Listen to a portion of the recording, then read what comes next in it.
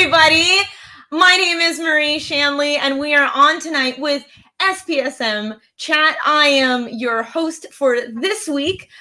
Usually you see Rudy Caceres here, but we are wishing him well as he's doing his own presentation tonight, and I hope he does a fantastic job. But in the meantime, we have Danielle Glick here with a video game doc, and I am introducing Hudson Harris. He just came in, so he's coming on in hot. Hi, everybody. Everybody wave. All right. And then we're going to go to one by one, and we're going to, oh, there it goes, Hudson. We're going to go one by one. We're going to introduce ourselves. The video game doc, or Dr. Anthony Bean, please tell us a little bit more about your, whoops. Yeah, so, it's all going down. I'm doing something. Okay. Things are happening. So I am Dr. Anthony Bean, and I run a clinical psychologist. What's the right way of putting it? A practice down here in Texas, and I am a licensed clinical psychologist. And gosh, there's too many things. I am a geek and love video games and work with a lot of my clients on how can they better themselves within it. I've written a book for clinicians and how to work therapeutically with video gamers, and edited the book, The Psychology and Legend of Zelda, and we have a bunch more things coming out. Plus, we started a training for clinicians to use geek therapy and become a certified geek therapist. That is absolutely the coolest. I'm still definitely not figuring out this technology. We are nailing it right off the bat. And I'm going to have Danielle Glick also introduce herself, but I'm going to sort out how there's a way to do this. No. I think we lost Hudson again. Yeah, we miss Hudson again. He's in and out. There's nothing I could do. Oh, here we go. Oh, I did it. Okay. Oh, wow. That is so close up. Super smooth. Danielle Glick, tell us about yourself. Hey, everybody. I'm Danielle Glick. I am not currently licensed just yet. I'm working towards my LPC. I do work currently as a clinician with children and family in acute psychiatric cases. I'm a very, very, very big suicide prevention advocate, which is why SPSM is the best thing in the world, because we talk about really important things. I'm both an attempt and a loss survivor. When it comes to suicide, I'm currently working on a book related to the topic of suicide. I'm not giving anything else away about that. And I'm really happy that anyone who's tuning in is here with us tonight. And I'm very excited to read comments as we tweet along and hear people's thoughts. It's really awesome to connect with all of you. And that's me. We are going to introduce Hudson as he comes on in a few minutes, I'm sure. So I'll just go ahead and introduce myself. Hi, everybody. My name is Marie Shanley. I'm a mental health advocate and writer. I mostly stream on Twitch and Mixer. And what I do is I interview folks, or I interview professionals. And basically the idea is to share as many mental health stories and talk to as many professionals to bridge the gap between what we don't know, defeat the stigma, and connect as many people as possible with mental health resources. So here we are tonight. We are on hashtag SPSM. This is the SPSM Chat, suicide prevention social media. Tonight's topic is video games and mental health, and the whole reason, or the whole person behind all this was Dr. Anthony. I was excited to have Dr. Anthony Bean on to talk about this because, again, like he introduced himself, he talked about all of the number of things that he's written and researched on the topic. And it's been quite the volatile topic in social media and in the general zeitgeist right now. So I'm really excited to talk about it. I think we have Hudson. I'm going to try to patch him in. Hudson, can you tell us about yourself? Hello, anxiety. I am flying overhead LA right now. Absolutely terrible. How is everybody tonight? Oh my goodness. We're just happy to have you. Do introduce yourself. My name is Hudson Harris. I am not a mental health professional, but I am a mental health enthusiast. All of my work and all of my passion and all of my love goes into mental health every single day. I will say that I am an unashamed gamer all the way back to, the first one I played was, Doom and Wolfenstein, and then all the way up through Diablo and Quake and all of the other things in between. So I am beyond excited tonight. Please don't let my tardiness make you think otherwise. But my role in the world is I work to help make mental health more accessible and better quality for everyone else. I do system level design and product design for people. And I'm super excited to talk about video games and mental health because it's been one of my passions for a long time. That is awesome. Well, we're definitely in the right place for that. So I'm going to dive right into our first question. I see people are saying hi. Hi, Petty Page Games. Hi, Amber Cannon. I certainly hope you can work out your volume issues, and I hope we get that all sorted out soon. Danielle's excited. Hudson's excited. Dr. Bean's excited. It's time. Apparently, we have ongoing technical issues on Periscope as well. This is great. This is exactly how this is supposed to go. So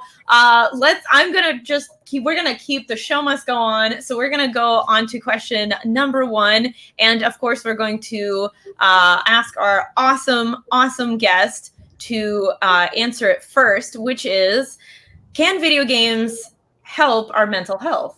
You did it. You passed one already. This is fantastic. We got this, everyone. Give her a round of applause. This is fantastic. This is so fantastic. I know, it's so fun, right? So the easy answer is yes. I mean, now we can move on. No, I'm kidding. Yes, they absolutely can. When we work with our gamers and geeks and nerds and everything else, we have them actually bring in the game that they have been playing, but also be able to. I'm going to move my mic there closer because I'm getting, hints of being quieter from my wife. And when we work with them, we have them bring in the game, and we actually play with them, and we talk with them a little bit about what about the game is really gravitating towards them. Is it the narrative? Is it the character? Is it the development? Is it the actual way that they beat a certain boss? And all of that stuff really helps out with understanding their psychological concepts, their ability to know where they are in a stage of life, but also to help them work through a lot of different problems that they're having in the moment. Amazing. And oops. Hi, everybody. I like this idea because it reinforces something that I think a lot of people have so many misconceptions about, and we're gonna dive into this, of course.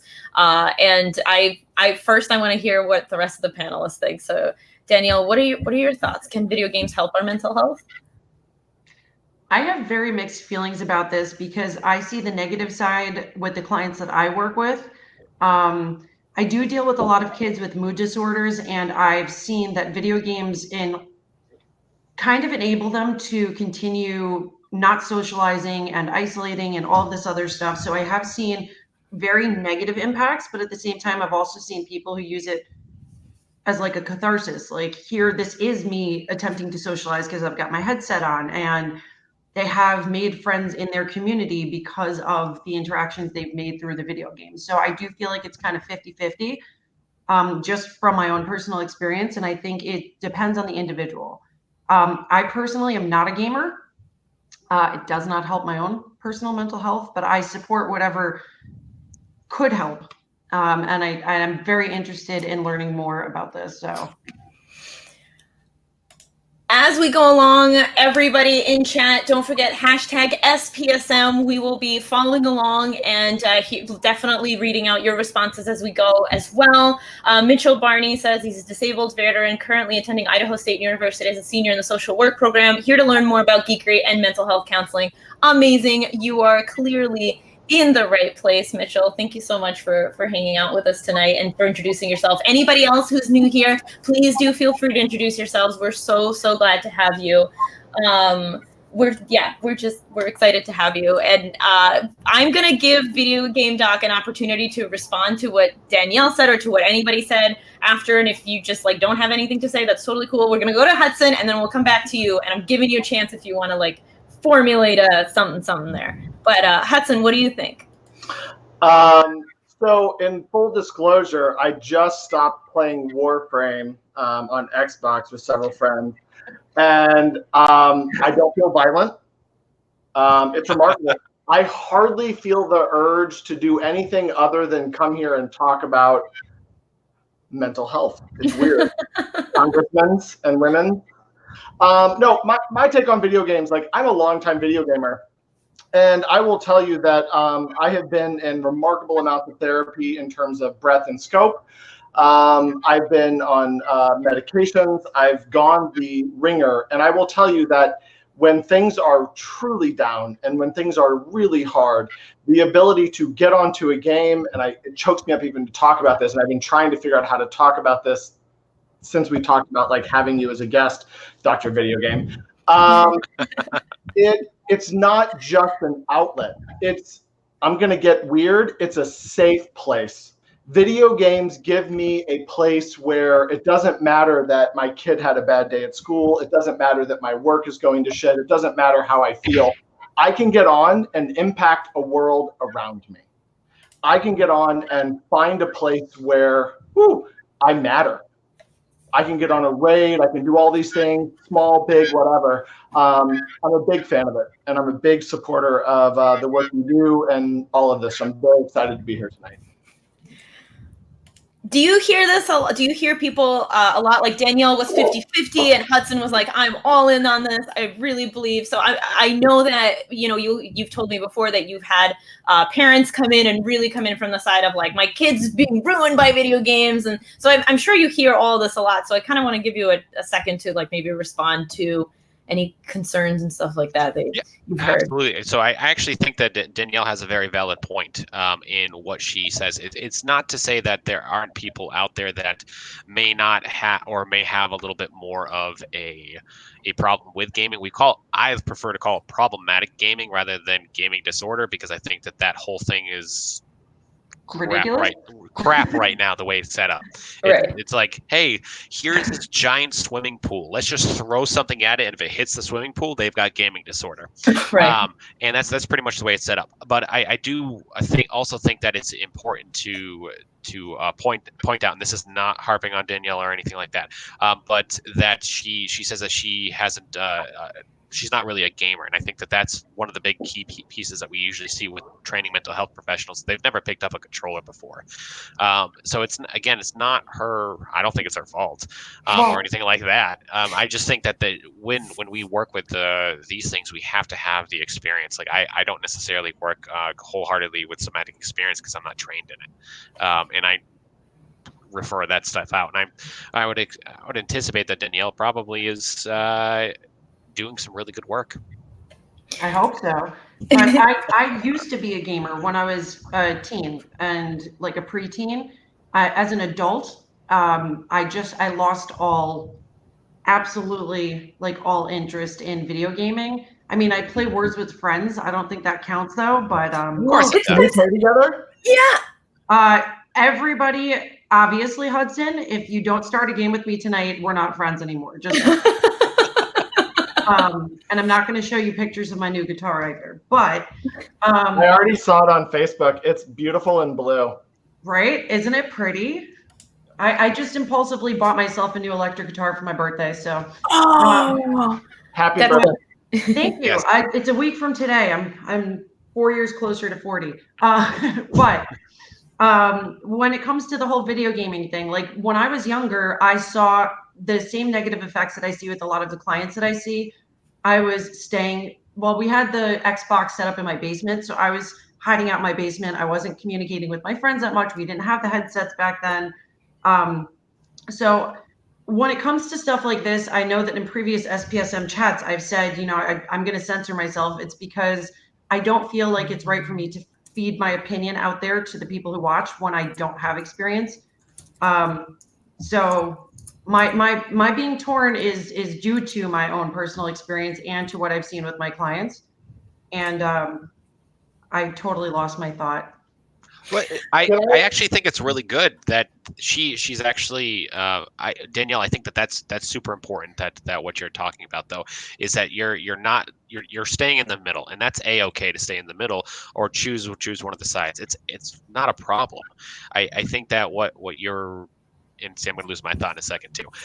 Is what we do is we constantly have to learn. We have to do more. We have to stay up to date on all these types of things. Mm-hmm. It's terribly annoying. So much training. I want to give the full spectrum of my experience because I also feel it's important. Like, yes, I think gaming is important, and it's been an outlet and a coping mechanism for me.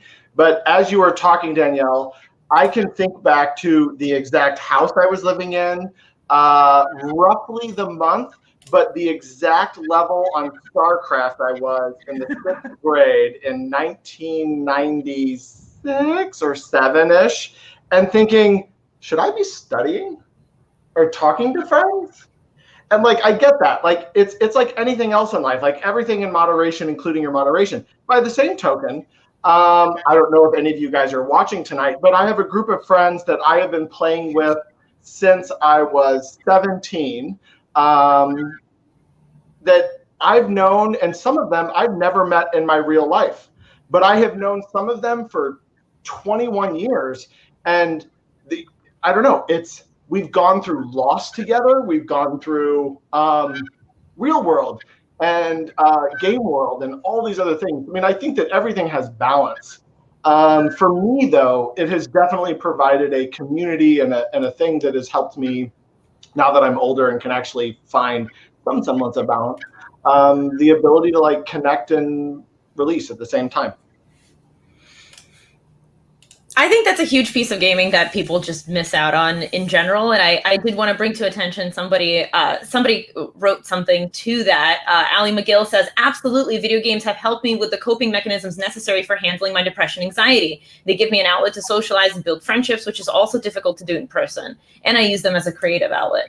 And I think that's what sometimes people miss. And I don't think that's what Danielle was getting at in any shape or form. But I do believe that, like, in general, the population, when people do kind of feed into that fear of like video games are making us violent, and we'll get to it. And I hope I'm not spoiling anything. But when people start feeding into that frenzy, like they're forgetting the amount of good that games can definitely do. And I for one, Danielle, I love the fact that you have kind of an outsider opinion here, because we need that. Like, that's perfect for this panel, because we have 3 people on here who I'm like in the middle. I kind of game not really that often, and then we have 2 gamers, so we needed somebody who's like, I'm on the outside, here's what my patients think. So this is perfect. This is great. And that's the thing, is like, you nailed it though. I'm all about what is gonna help somebody. And if video games give somebody the ability to do things that are difficult for them in real life, I'm completely supportive of you in that. So I'm glad that you kind of like pointed that out, because I wasn't trying to come off as though I thought it was a negative thing. Oh, I don't think I'm trying to see both sides of the spectrum. So I feel like with the age group that I do work with, I feel like it's really important, because I am working with these very, very sick children. I'm a crisis clinician. I'm trying to keep these kids out of hospitals. I'm trying to get them to function in society again. And a lot of them are just sitting in their rooms for literally, I had one kid that I recently discharged 3 months straight, didn't leave his house. And it was all due to video games. So yes, it helped him because he was on the headset talking to people, but he still wasn't functioning. So it's just, I have to see it from a different, kind of bigger picture. I don't know. No, that's awesome. Like I said, that's what we need. And Mitchell Barney is here in chat saying, I can see how games could reinforce patterns of avoidance. Alternatively, they can be great components of self-care. Other issues are role-playing, healthy social interactions. It's all in a balance of healthy coping. So, I mean, if you have patients who are using anything in an unhealthy way, you're always going to be bumping into issues there, of course, and that's what we're trying to avoid. So the second question is, and probably kind of the question of the night, which is you know what? The question of the night is going to be the most volatile one, so we'll get there. I'm not going to shoot that out there and just. It gets worse. It gets scarier. The question number 2 is, how can video games prevent suicide? And video game doc, Dr. Bean, we're going to go to you first. I was going to start here. Let's do this. All right. So we've actually had a couple cases where kids were suicidal, and when I say kids, we're talking the age range of 12 to 16, and they were suicidal because of I'm going to probably say that Danielle's going to agree with me on this one, is because they were having trouble getting a lot of their schoolwork done. They were overburdened. They have a lot of anxieties. How do I do this? And it just became too much for them at that moment. And they're like, I just want this to end. I want this to go away. I don't feel like I should be here anymore. I don't feel like any of this. And so we actually then would talk about, well, what have you done in the games? What have you been doing while you're avoiding, or I'm going to use that word specifically, avoiding doing your actual work? And they would talk about how they have accomplished so much within the game. They've made friends. They've created support systems. World of Warcraft is the one I'm thinking of right now.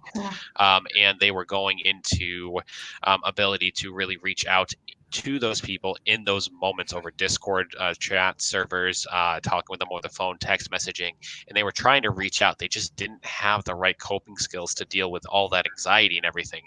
And what we were then focused a little bit more on is not necessarily the gaming, because they're using it as a coping mechanism, but more as the true issue of what was going on, which was the anxiety and the lack of organization for them.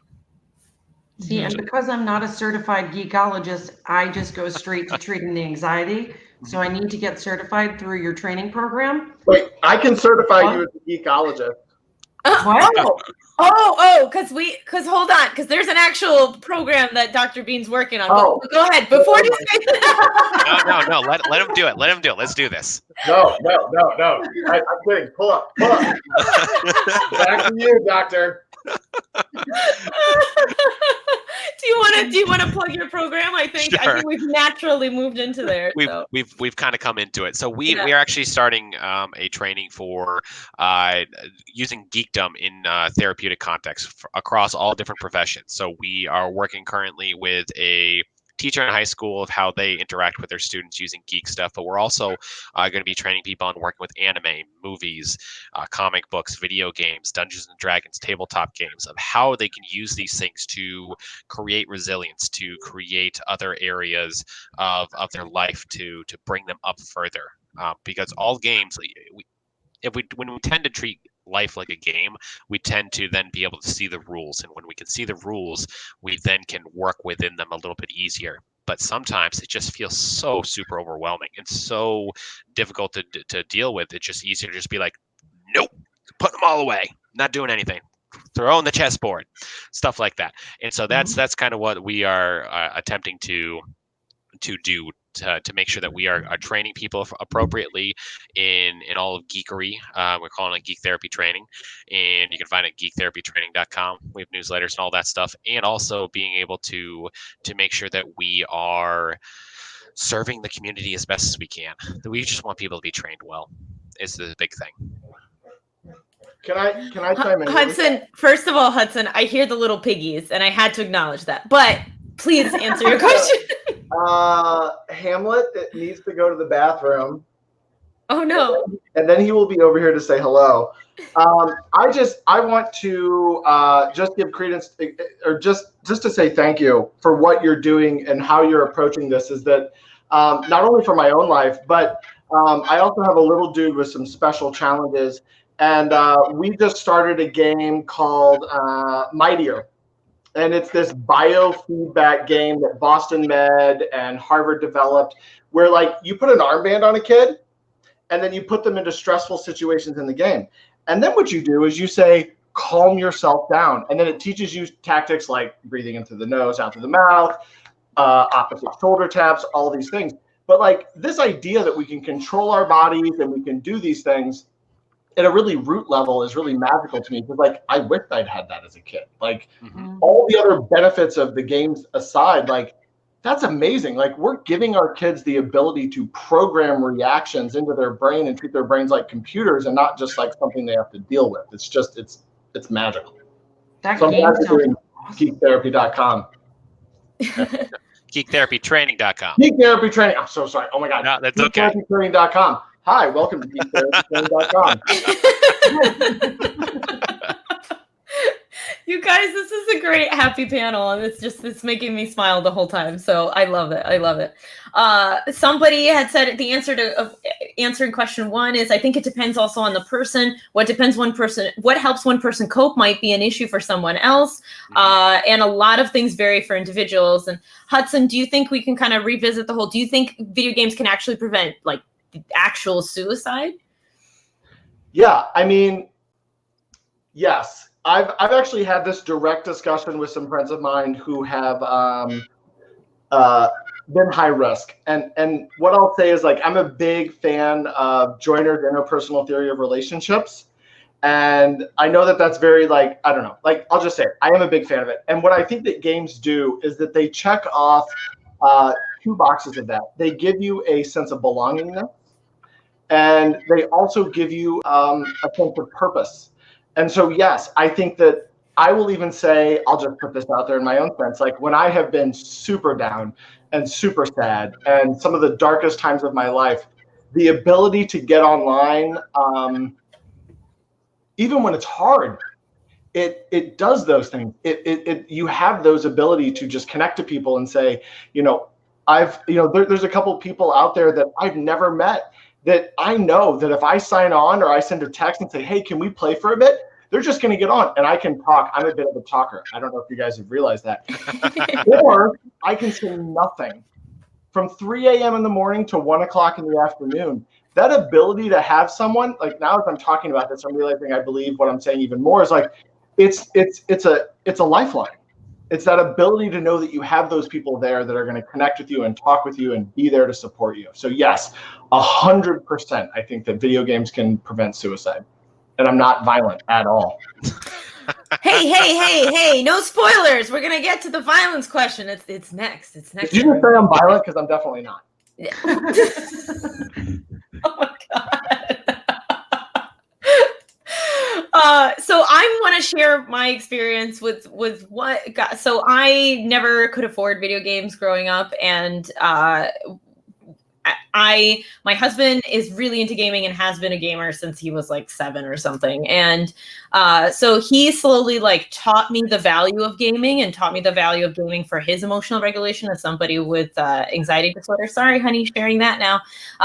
And I don't think I ever really got it until a few years ago. I want to say like a year and a half. We picked up a PS4 and we decided to play Kingdom Hearts. And the reason being, hey, I really like Disney and Final Fantasy looks really cool. So let us pick up this game of all games. And the result is I ended up writing 2 essays on how Kingdom Hearts has helped me through depression and how some of the characters personify what going through depression is like. And I really do believe strongly that there was when we picked up that game, it was a moment where I was unemployed. I was going through one of the lowest moments of my life because I'd had to leave my job because of a very public panic attack I had at work. And Kingdom Hearts was there for me in a way that nothing ever had been. And the characters were saying things that were really speaking to me and reminding me. Like there's one quote that really still sticks with me, which is there's darkness in all of us and there's darkness in you and in me. And I'm definitely paraphrasing it. But basically the idea is that like it depends on which side you decide to feed. And that at the time was very powerful to me as somebody going through a really rough bout of depression. And so I really felt like it was a good time to say that, yes, I really do believe that video games can prevent suicide. Yeah. Does anybody have anything else to add before we get to the third, the question of questions? Yes. Wait, Danielle. So I actually have seen firsthand how video games have prevented suicide with my best friend, who I call him a bipolar bear, which I think was the funniest thing I ever came up with. But there was a suicide attempt that we were able to stop, and he kept trying to follow through with his plan. And my friend and I, who he was living with at the time, we took him. I forgot, GameStop, whatever the hell it was. We took him and we bought him video games, and we got him a pile of food, and we're just like, we're not leaving you alone. He kept talking about like, just let me go. I need to go. I need to die. You know, the whole it was a really difficult experience. But we sat with him for 3 or 4 days just playing video games, and to this day he's still here. He's still here. So I mean, it has helped in front of my face. And I think he was doing actually violent video games. I think we got him first person shooter. But like the whole thing was that he was getting that self-hatred, that anger that he was feeling towards himself out on the people in the video games. It was like a single person first. I don't know how these things work, but I think that video games can absolutely prevent suicides. Like someone had said in one of the tweets, it's an individual thing. That's how I try to like look at all the people that I treat during session. It's you might have the same diagnosis as literally everybody that I'm treating, but you're not them. So let's talk about what works for you and figure out how to make this healthier. Let's do this. So I'm done. Hudson, we have a piggy. Oh my God. Yeah, we have a piggy, and you wanted to say something? I did. So everyone, this is Hamlet, the mental health pig. He's very loved. I actually spent quite a bit of time trying to figure out if I was going to talk about this experience tonight, but anxiety and Danielle, hearing about your experiences, so I'm just going to go ahead and share it with permission. I have a friend of mine who is a vet, very much younger than you would expect of a vet, but had seen a lot of shit. And there was a night where I was playing with him, and he was in a very bad way. And he just said, "Can we stay on till I'm okay?" And we did. And the stuff we did was almost irrelevant. Like, it didn't really matter what we were doing in the game. What really mattered was that we were there and we were together. So yes, I mean, I had a lot more to say before I heard what you said, Danielle, and so I was just going to share anyway. But like, the truth is like, it's a lifeline. It's a way to connect. It's a way to be with people. I'm not going to talk about like the thing I'm not supposed to talk about, anxiety, until we get there. But like, it really does give you a sense, like, I mean, purpose is such a strong word, but like, it's just connection. And like, speaking from myself, like, 2019 has been one of the hardest years I've ever had. But playing games with my nephew, with my friends, it's a good thing. It helps a lot like Hamlet. Thank you so much for sharing that and Hamlet with us. Ah. I want to hug the crap out of you right now. Right? All right. We're all hugging you very, very tightly. Yes, through the camera. Yeah. So then this is the question. This is the question of the $1 million question is, can video games cause people to be more, I can't get through it. Seriously. I'm sorry. Can somebody give me my knife? I need a knife. Did you just play a game? Is that what happened? Okay, I'm sorry. We have to take this very seriously. Guns? This is serious. Video game doc, can games cause people to be more violent? Well, I mean, on our D&D campaign that we did while we were at PAX West, I was a rogue and named myself Stabby McStab. Yeah. So, oh God. No. You're not helping. No. The answer is no. The answer is no. What we see in the research is actually there is an increase in what we call aggression, a very brief one for lasts about 5 minutes or so max. But the important thing is that a lot of people will then grab onto that idea of aggression and be like, look, video games are doing something. We're like, it's 5 minutes. You know, you talk to your coworker, you're gonna be pissed off for 15. I mean, that's a lot more. And the other thing is, aggression does not equate to violence. Aggression is a mood, is a working point within your entire ability. It's not an action, which is what we are. And we have a lot of people. I was on the plane ride back from PAX this past week, and I had one guy who clearly saw I was a gamer and was just older guy and just like very disdainful on Oh me boy. till he figured out I was a clinical psychologist, and he changed his tune a little bit. And yeah, that's pretty much what happens when you're like, actually, it's doctor. Then it changes their opinion. And he I'm was sorry, saying can he's you say that one more time? What was that for those of us in the back? What was that? which part?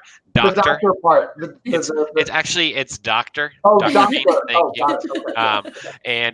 And so once he did that, we actually had a discussion about it because his concern was that he lives here in Texas and he shoots a lot. And he's like, these people who have told me they've never shot a gun before are coming and being able to look down a rifle and be able to shoot. And I was like, are they hitting stuff? And he's like, not very well. I'm like, so what's going on?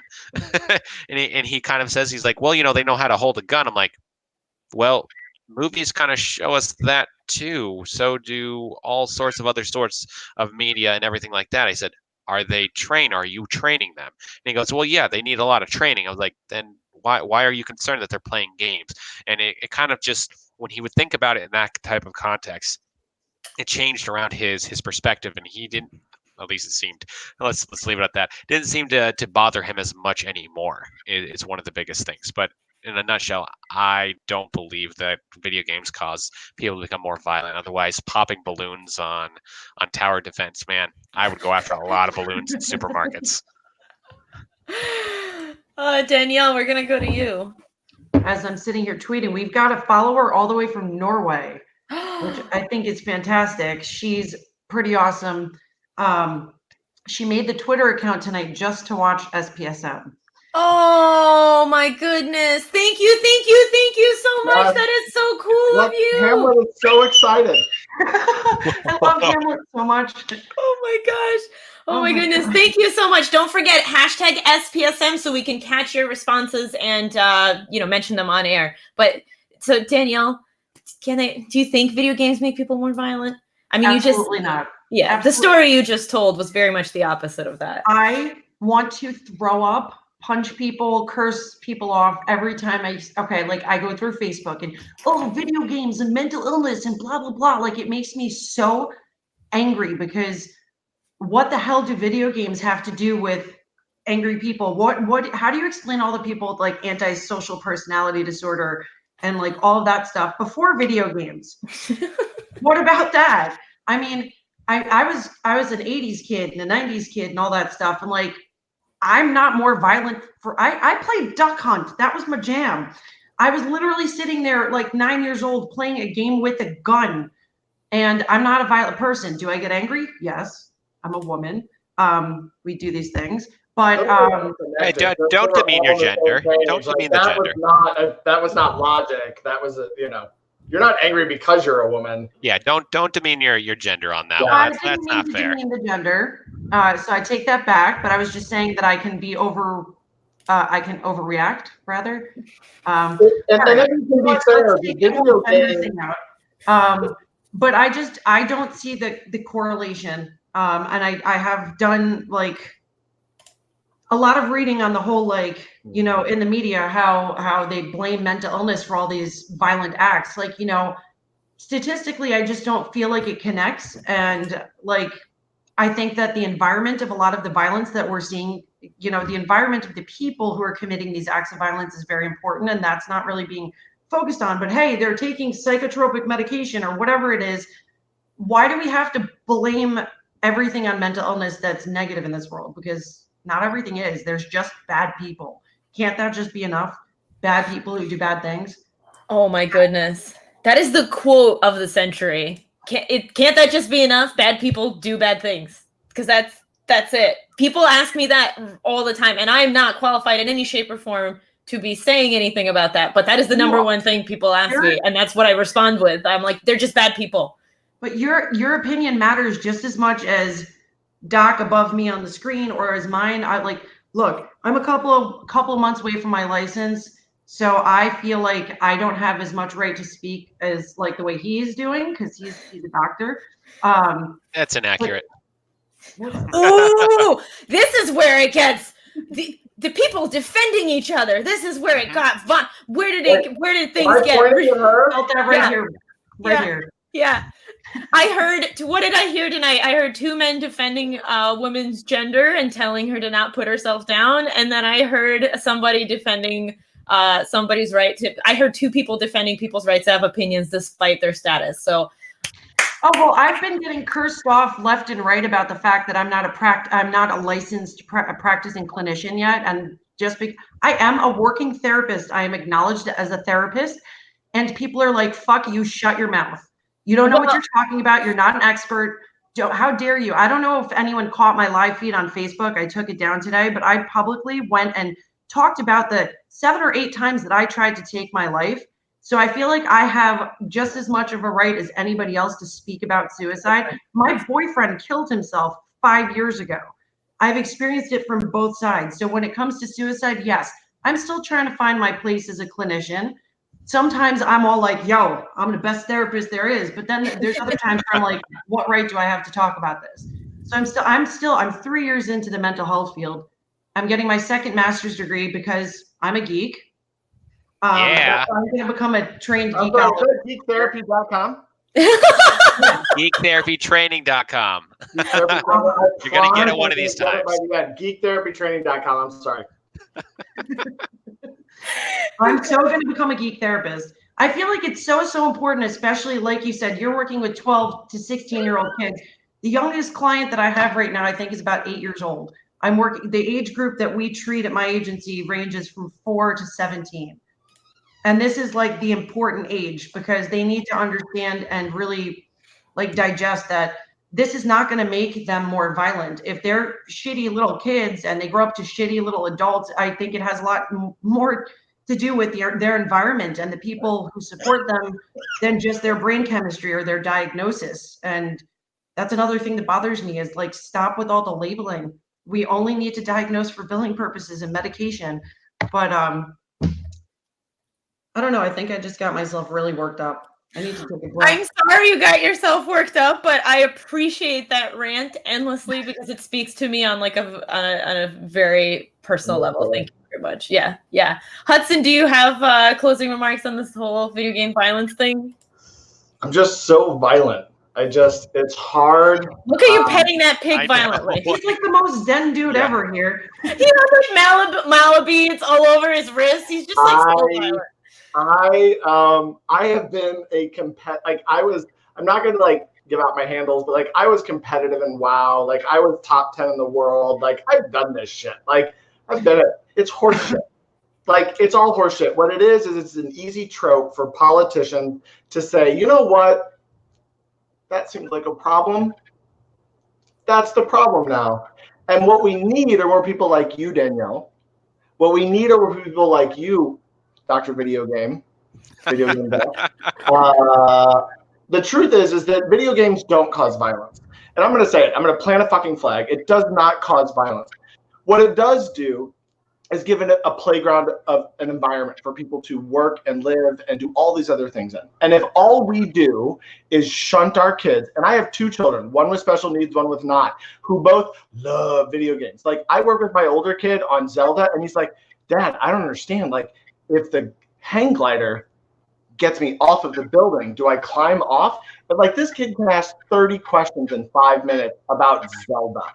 And then the little one's like, can I watch dinosaur videos? And I'm like, sure.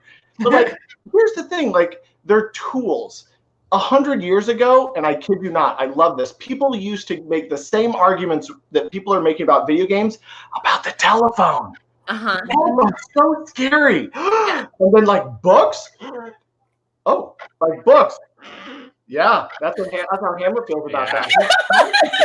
Like, what if we just, you know what we should do? We should burn the video game manuals and the books. Oh, there we go. Wait. But like the truth is like everything that we have is a tool. And to say that something is causing violence that's not like honestly substantiated by science is reckless. And like a lot of the science that I've read, not all of it, but a lot of the science that I've read actually indicates that the video games can be, desensitizing.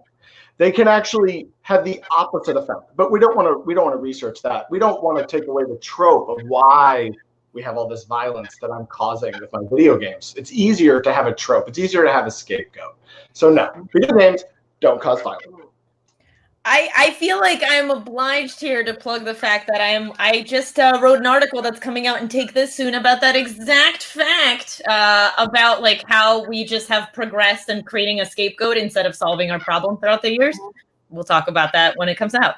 The last question I have is, how do video game characters help us cope? And we're gonna summarize that along, because we don't have a lot of time. We're going to summarize that along with our final thoughts. So any final thoughts and any maybe video game characters that have helped you cope, if anybody in the audience would like to also share their experiences, like any particular video game characters have made a huge difference to you, and your final thoughts on the whole thing. I'm going to end with Video Game Doc because he's just going to say something so profound. It's going to be perfect. No pressure. No pressure. No pressure. But Danielle, do you mind if we go to you? Sure. I don't really know how to answer this question, because I think it goes to like what the context of the video game is. Like, I know my friend, when he was experiencing his suicide attempt, and we ended up checking him into a hospital a couple of days after the fact because the thoughts like didn't go away. He didn't have the plan anymore, but he felt empowered by the fact that he was the shooter. Like, it gave him a little bit of control. And it was something we actually had like a very long conversation about, which is kind of weird. But I think that it just depends on the video game, and it depends on what your purpose is. Like that video game that you were talking about, Hudson, before, that sounds absolutely amazing. And I feel like me on a daily basis could benefit from playing that video game. So I don't know if there's characters in it. That's all I've got. I really don't know how to answer this question. That's okay. I'm so sorry to put you on the spot. I'm so sorry. You're totally fine. All right. Hudson, what are your final thoughts? And are there any video game characters that have helped you cope? How do video game characters help us cope?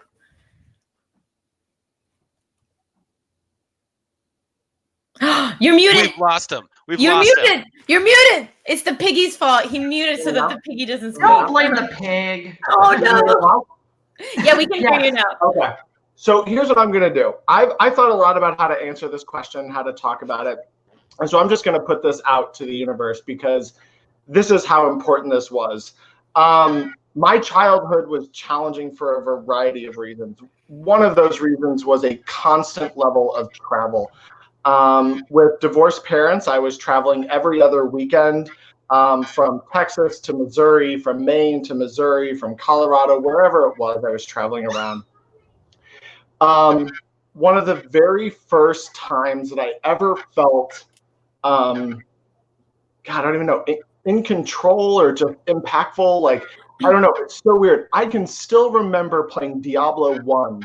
The vanilla version, and I remember the first time I came up to the butcher, and like I was a mage, I was a mage, and I did chain lightning, and I just spammed the shit out of that, and like I still remember the feeling, and I can see it in my brain what it was like the very first time that I downed that boss, and like I played hundreds if not thousands of hours through like Star Wars Galaxies of Heroes on mobile, through like World of Warcraft and EQ and Guild Wars and Warframe and Destiny and all these things.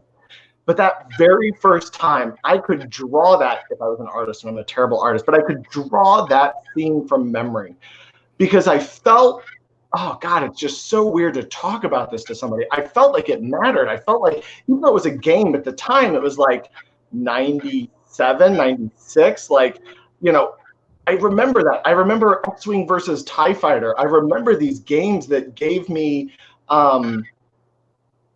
accomplishment. They gave me that sense that like I could do something and I could be there and I could make it happen. So, like I played through all the big ones and okay. Okay. We're still good. It was just fine. Don't pull anything down. But like that's the thing. Like it just, yeah. So the games, the stories. As far as stories go, Dead Space 2 haunts my dreams. Oh my God! Like I still remember like coming to at about 3 o'clock in the morning and going to bed and just kind of being like, okay, like I'm okay. Like this is not Dead Space 2. Like I mean, like they get you. They get in your brain, and there's almost like a surrender, a willingness to just be present.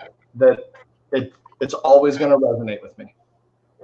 That's beautiful. Thank you so much for sharing that. I've never shared that with anybody. Oh, I don't have to do it, but that whole like Diablo thing, and like I have friends at Blizzard that like I haven't even told about that, but like it's true. Like there's just something about those really well-crafted stories. Like, Wirt, this little dude with a peg leg, like what are you doing off by a stream by yourself? Like, yeah. The little dude with the peg leg just turned my TV on by itself. I think all the talk of El Diablo, my house is. oh God. My TV is like right behind the computer, and it just turned on by itself. So yeah, that's fun. I'm creeped out. Oh my gosh. Okay. That's a good one. Yeah. Video game doc, Dr. Bean, did I forget to ask you question number 3? Please be honest with me. I did. I asked you, right? The violent one, yes. Yeah. Yes, we did. Okay. Oh God. Wait, Okay. did you ask him what he's actually playing right now? Because how could you not ask him that? No, I did. I asked him. Jesus Christ. Okay. Video game doc. We're gonna just skip. Pretend I didn't say any of that. I didn't embarrass myself. Video game doc. Yeah.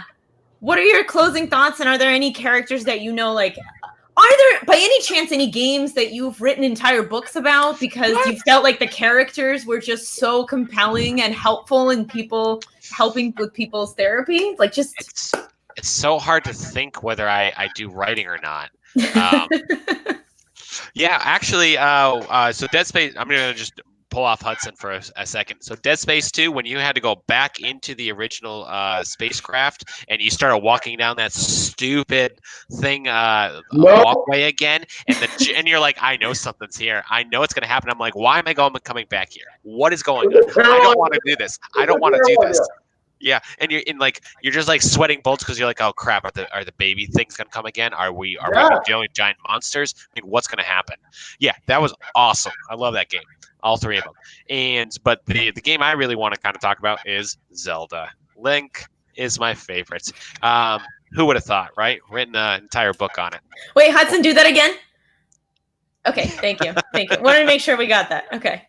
Yeah. So the idea behind Link is the reason he was so powerful for me is because I'm actually adopted myself, and what we do is, if you guys pick up or actually look at the other book that I wrote too of how to work therapeutically with video gamers, we actually work on it within the idea that as you start a video game, you are orphaned within the game itself. Not literally, like you don't actually have to lose a parent or anything like that, but on some level there is a metaphorically driven orphaned archetype that you start off as, and then you have to grow from it. You have to build resilience. You have to go through the game, journey through it across one of the archetypes.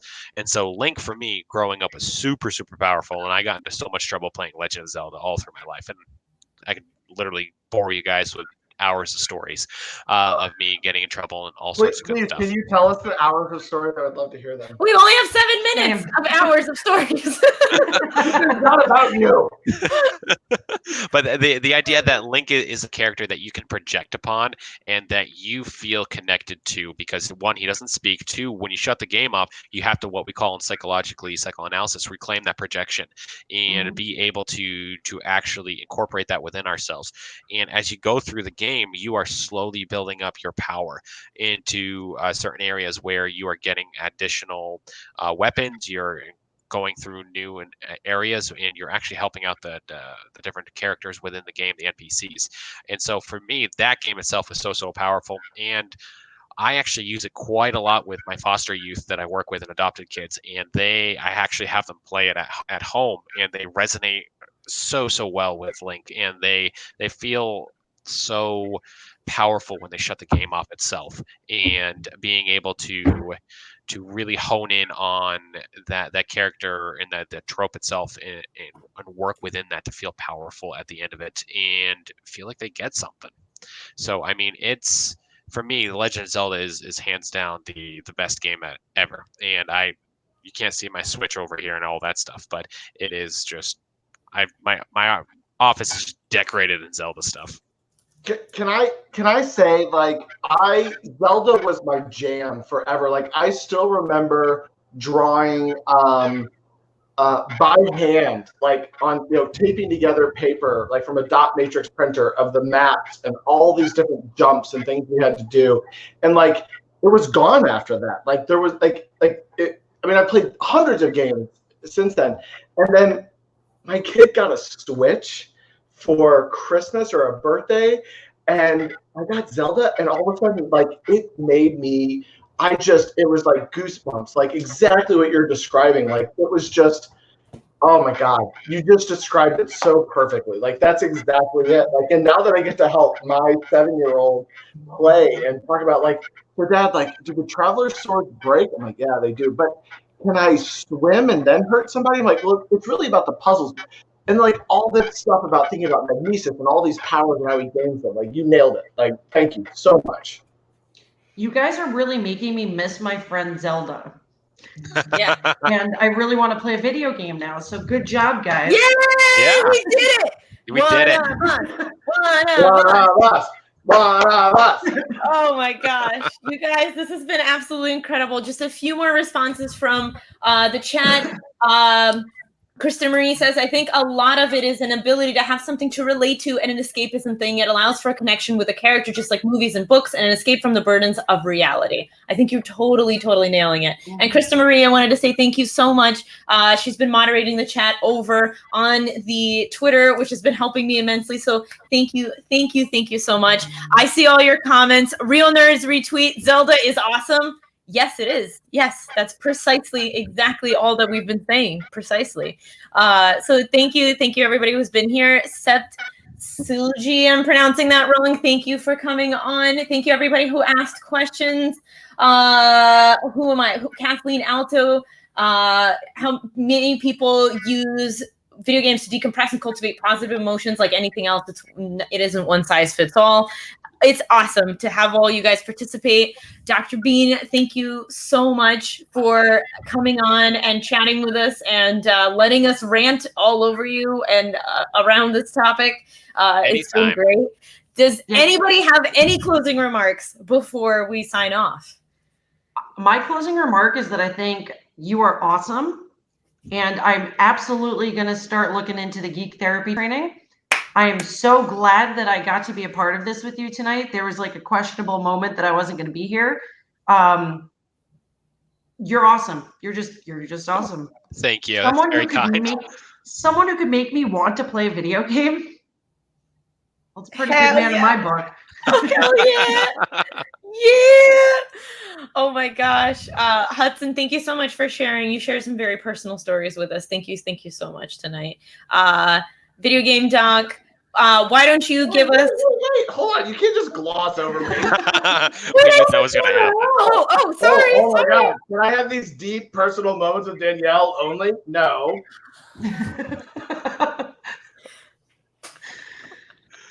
Okay, now's my turn. Oh, final thoughts. I just saw it on the screen. That's great. Yeah. Look, it's right there. Yeah. I am going to go back. I specifically found this quote. From Diablo, one of the things that has always stuck with me, I sense a soul in search of answers. I have no idea what those answers are, and I hope I never do, but I hope I'm always on the quest to get there. Oh, we call that a telos, just so you know. I don't know what that is, but call me tomorrow for 20 minutes, and I'll sit on your counter. I'd love to. All right, promote all of your stuff, Dr. Bean, because you have a lot of good stuff, some great books and stuff. We definitely got a lot going on. So we have the Working Therapeutically with Video Games you can find on Amazon. It's really easy. You can just search my name, Anthony M. Bean, and we have those Linking Psychology to Legend of Zelda, I think is the book title, that came out earlier this year, which has gotten fantastic reviews from lots of gamers. We've actually made gamers read, so success. And then we have Geek Therapy Training.com. One training though, and where we're gonna start. I think we're waiting on APA approval, which we should hear back from this week or this month, and be able to get all those CEs for everybody, so we can start doing some really good stuff for clinicians and any sort of other professionals that kind of want it. And you can find that at just geektherapytraining.com. Thank you, everybody. Let's all pop on for one last minute of waving and saying thank you. This is amazing. I love you guys all so much. Next week, Rudy will be back and all chaos will be quelled. See you next Sunday, 9:15, 9 p.m. Eastern, 6 p.m. Pacific, for an all-new hashtag SPSM Chat. Until then, keep your piggies safe. I will not see any of you guys next week. I'll be celebrating my birthday. So right. Happy birthday. Bye, everybody. Thank you. Bye.